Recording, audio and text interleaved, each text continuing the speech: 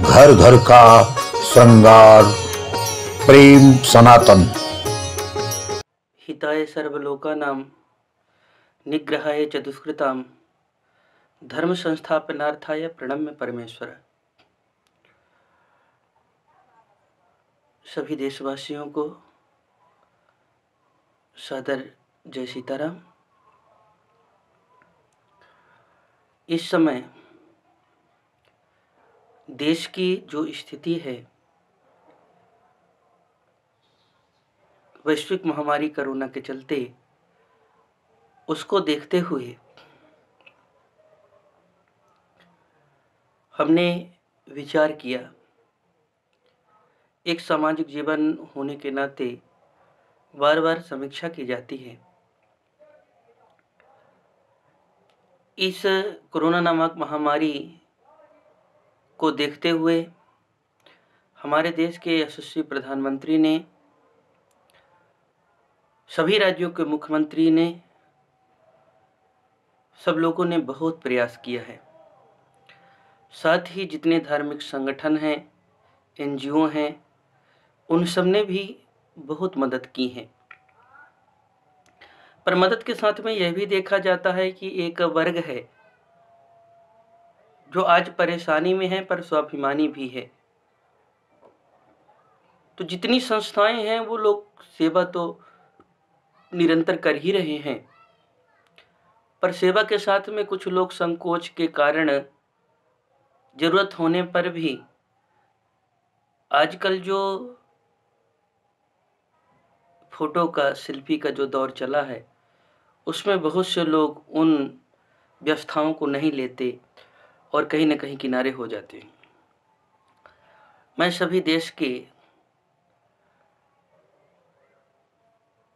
उन सभी महान भावों से यही निवेदन करना चाहता हूँ कि भगवान ने हमको, आपको या जिस किसी को भी इस योग्य बनाया है कि वो समाज में कुछ कर सकता है या कुछ करने योग्य है, तो उसका कर्तव्य है कि भगवान ने हमको, आपको अगर उस लायक बनाया है तो हम लोग प्रेम पूर्वक सेवा करें। किसी के गरीबी का हम लोग मजाक न उड़ाएं। लोगों को लगता होगा कि हम बहुत बड़े दानदाता हैं, इसलिए इतनी सेवा कर रहे हैं, इतना सब कुछ करने में समर्थ हैं। तो मैं उन सभी लोगों को निवेदन करना चाहता हूँ कि यह हम सभी का भ्रम मात्र है। उस भगवान की कृपा ही है कि हमको, आपको इस लायक बना के रखा है। मुझको एक घटना स्मरण आती है। हमारे धर्म शास्त्रों में सभी प्रकार की चर्चाएं प्रायः मिलती हैं। एक घटना यह है कि नैमिषारण्य की पावन भूमि पर 88,000 ऋषि बैठे थे और वो सभी के सभी ऋषि आपस में भगवान की कथा को, सत्संग को, प्रवचन को सुन रहे थे। जहां 4 लोगों की व्यवस्था होती है तो कितना सोचना पड़ता है। 88,000 ऋषिगण हैं, कथा प्रेम पूर्वक सत्संग चल रहा है, सूत जी बैठे हैं। तो भगवान को लगा कि इतना बड़ा महोत्सव चल रहा है, संतों ने कोई अलग से व्यवस्था किया नहीं, इन ऋषियों महर्षियों ने, तो इनके पास खाने पीने की व्यवस्था कहां से आएगी।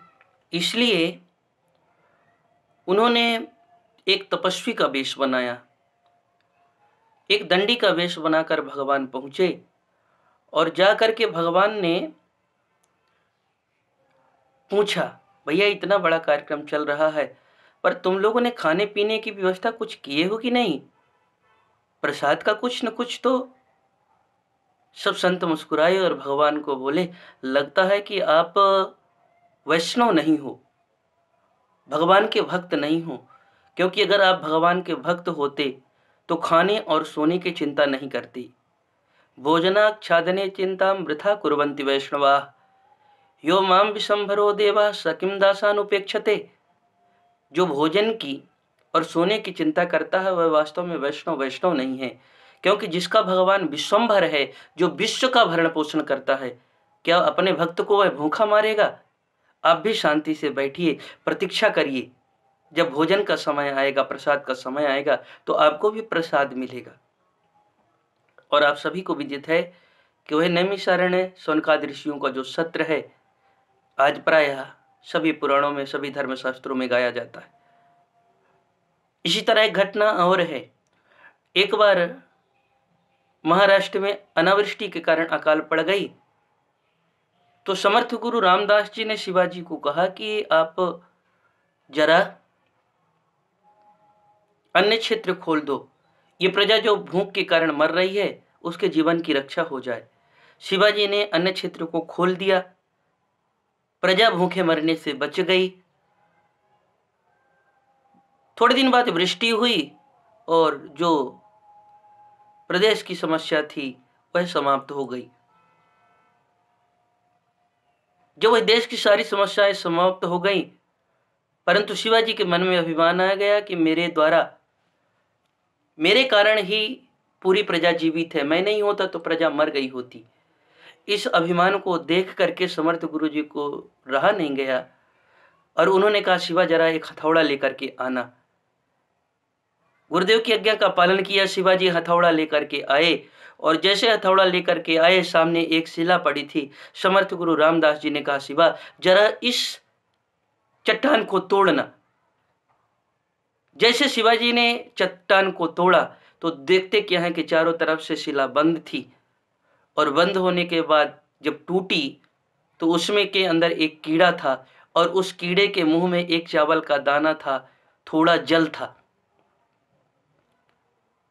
समर्थ गुरु रामदास जी ने कहा, शिवा जो प्रजा बाहर थी उनको तो तुमने सब कुछ पहुंचाया, परंतु इस चट्टान के अंदर जो कीड़ा बंद था, इसके मुंह में जो चावल का दाना है, ये थोड़ा जल है, तो यहां पर कौन शिवा देने के लिए आया था? समझ गई शिवाजी की ये मेरा मिथ्याभिमान था।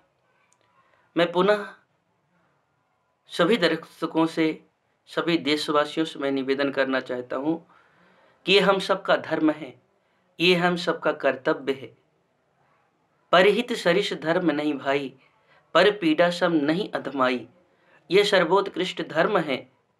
हम सबका यह कर्तव्य है कि हम सभी को माने, सभी का सम्मान करें। हम सर्वे भवन्तु सुखिनः, सर्वे सन्तु निरामया, सर्वे भद्राणि पश्यन्तु मा कश्चित् दुर्भाग् भवेत् कहते हैं। यह हमारा कर्तव्य है। परोपकाराय सताम विभूषयाः, परोपकार सज्जनों का आभूषण है। इसलिए जितना हो सके हम सब लोग मदद करें। मदद का दिखावा से ज़्यादा जरूरतमंद तक पहुँचे।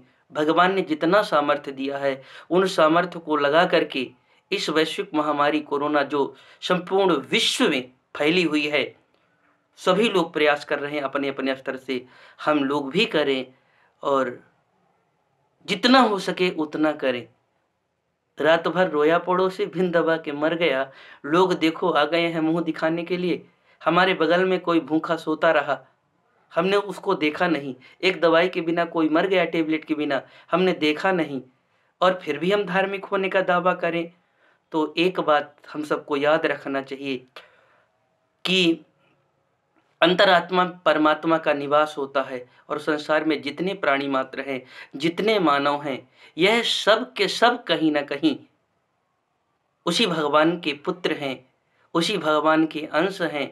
तो जो मानव की सेवा छोड़ करके अन्यत्र कहीं दिखावा के लिए कुछ करता है, वह कोई अपने को कुछ भी समझे, कुछ भी हो सकता है, पर वह भगवान का भक्त नहीं हो सकता, वह वैष्णव नहीं हो सकता, वह कोई अच्छा इंसान नहीं हो सकता। इसलिए मेरी प्रार्थना है कि ज़्यादा से ज़्यादा हम सब सेवा करें, परोपकार की भावना से जिएं, सबको मदद करें, सबको हाथ बढ़ाएं और जितना हो सके सबके कल्याण की भावना हम लोग रखें। जय सीताराम।